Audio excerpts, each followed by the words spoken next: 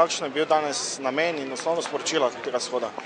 Osnovno sporočilo tega shoda je bilo, da obstaja v Sloveniji neka tiha večina, ki je danes postala malo bolj glasna, ki želi pravično in uspešno Slovenijo, ki želi, da bi to Slovenijo ustvarili vsi skupaj, seveda pa zato rabimo politike. Brez politikov, ki v našem imenu upravljajo državo, ne gre. Potrebujemo politike, ki so pokončni, odločni, intelektualno pošteni. Hvala, predsednično. Hvala, in hvala,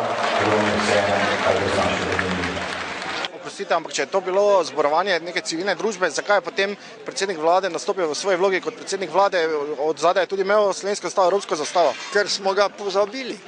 Ker Zbor za republike na tem mestu povabil pred leti, morda ste pozabili tudi gospoda Pahorja. Povabili smo pač. Zbor za republiko je vedno bil transparenten, deloval je transparentno in vedno smo zastopali tudi stališče, da so politične stranke nepogrešljiv sestavni del svobodne demokratične družbe. Ja, ampak kljub temu, da smo slišali, da ste se tukaj zbrali tisti, ki dobro srcu mislite, omenili ste edino srečo spravo, pa smo kar slišali neko agresivno retoriko tudi strani predsednika vlade, ki je menjal protivladno ofenzivo, levi fašizem in podobno.